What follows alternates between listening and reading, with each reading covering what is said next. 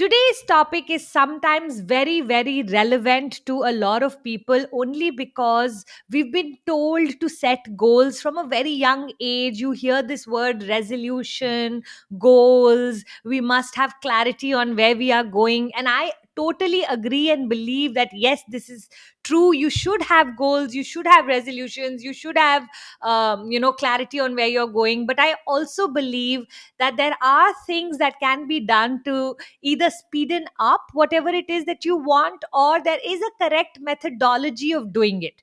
If you are still following the old school of smart goals, I feel like that used to work at one point of time, but it came from a lot of masculine energy. So it was all about being a go getter, getting it done, making sure it's specific and measurable and actionable, and lot of those things. And while they worked at for a little period of time, but I don't think they truly worked for a very long period of time.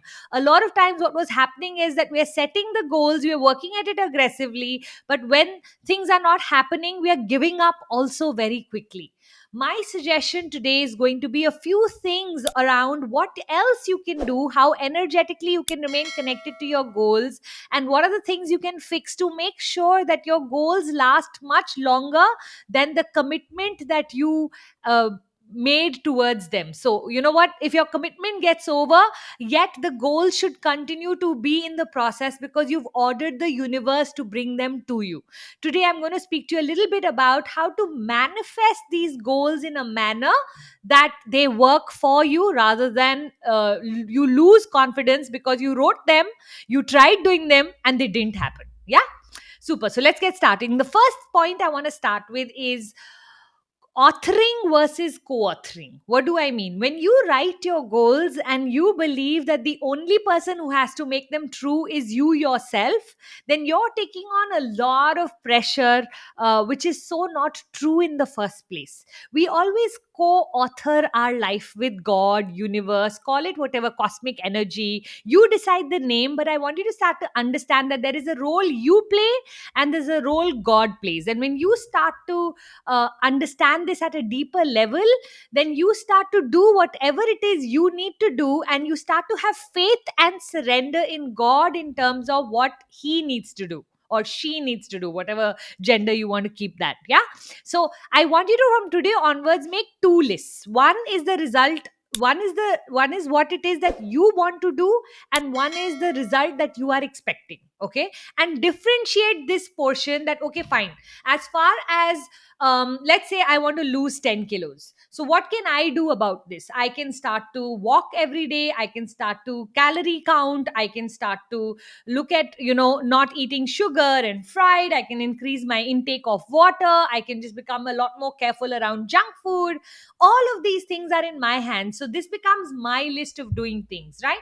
Then there's a certain part where I have to start to wait it out. A lot of times our metabolism doesn't react to us immediately, and then when we do something right and we get onto the weighing scale, we get even further depressed that here now I'm doing everything right, for the whole week I've done intermittent fasting, and yet not even half a kilo less, and we give up at this point. So if you can start to create your own timeline in terms of, you know what, I'm going to do this for a full 3 months before I'm going to expect any results, you will do yourself a big favor, and you will start to understand the concept of flow in the universe. That yes, when I do decide to do something, sometimes it takes a little while for the entire universe to readjust itself to start to give me what it is that I want, or for me to get into that flow. Suddenly you'll notice after 60 to 90 days, every day you will be losing weight continuously, and you'll be like, oh my god, initially it was so difficult, and now it's become like it's coming to me easily and effortlessly. This only happens when we realize that, you know what, there is a flow, there is an alignment to your goal setting, and keeping your patience during that period very important, because while we author, we also have to give co-authoring a chance, which means we have to give the universe a chance to respond. So that's how I'd love for you to look at your goals. Another thing I'd love for you to do is start to take inspired actions instead of only obvious actions. Now, every day when you set a goal, sit for 3 minutes in your silence and look for what's coming to you. A lot of times, you'll be inspired. Suddenly the word Zumba may come in your mind, or suddenly Pilates, or somebody in your mind will come who you knew about 10 years ago, but you haven't gotten in touch with them for a very long time. And what may happen is, when you do get in touch with them, you realize that they are running their own fitness club in your city and were looking to, connect with you or something like that. And you'll realize that, what, in our silence, there are a lot of inspired actions that start to come to us. And as we follow our inspired actions, a lot more tends to happen than just only going for the obvious actions, which are, of course, all those that I listed in regard to drinking less, drinking more water, going for, better food, all of that. Yes, but also this really helps. Another thing I'd love for you to bring into your routine would be affirmations and visualization. Who we are when we write the goal versus who we need to become for the fulfillment of the goal are actually two different people. Right now, as we write the goal, we are in doubt, we are in fear, we are in overwhelm, and all of those qualities actually take us away from our goal, because we start to connect difficulty or pain with our goal. Okay, we want to go in the reverse order. When you sit down every day and you say, this comes easily and effortlessly to me, I know I am doing everything to be on track, I have great commitment, and every day I show that to the universe. You start to say affirmations and sentences that build back your courage, that build back your ability to believe in yourself again. You will see a completely new mindset getting created because of that. And to me, this is where our strength and power lies. So I'd love for you to, on a daily basis, read out at least 5 to 7 affirmations that can reorganize your brain to start to truly believe that whatever it is that you've set as a goal is coming to you. Another thing that all sportsmen know, and a lot of businessmen have started to use it, is visualization. Your ability to sit and imagine your future as if it has already happened. See if you can do this on a daily basis. I have a small little dream corner in my house where every morning I write out my affirmations, and then I just close my eyes and sit in the pleasantness of living that as if it's already occurred. So, if I've thought of losing weight, I will imagine myself in this gorgeous black sari entering a party where every friend of mine is coming up and giving me these amazing compliments on how gorgeous I'm looking and how fabulous, my waist has become, and everything around me being that. So this is just, I'm just giving an example of weight loss, but you can take any example in goal setting. This could be your career, this could be money, this could be your relationships, anything financial, getting over any debt. So you look at an example that works best for you and start to do affirmations and visualization around it. And I can assure you that we can create in our mind's eye very soon will turn into our reality. That everything in our reality currently is actually just a projection of everything that's going on in our mind. And once you can synchronize these two, you will become a rock star when it comes to achieving your goals. Another thing I love doing is surrendering to the timeline. A lot of many years ago, when I had learnt goal setting, I remember my teacher telling me, always write the exact date, the time, when, by when do you want to achieve it. This was giving clarity or being specific.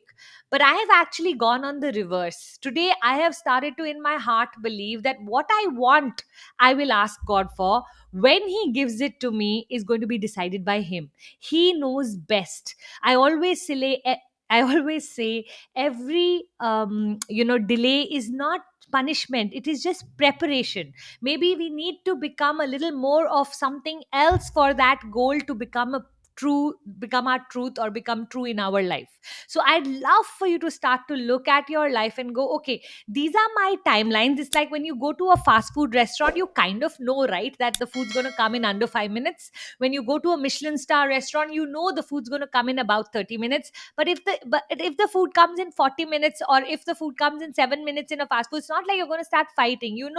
There's a mild delay, but it's all right. Maybe they want to cook absolutely fresh French fries for you and they don't want to give you the stale ones. It just could be for you, not against you, when this delay happens and you start to believe that, you know what, I'm just going to have full faith and surrender in God's timelines. It really helps and supports us to then live our patience out into our world or into our goals, right?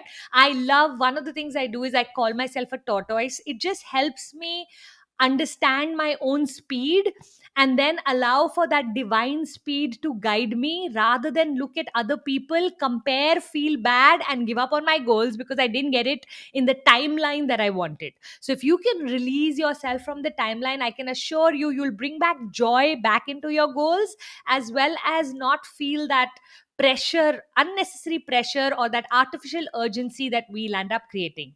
And last but not the least, to every goal I like to add or something better. You know, this or something better, this or something better.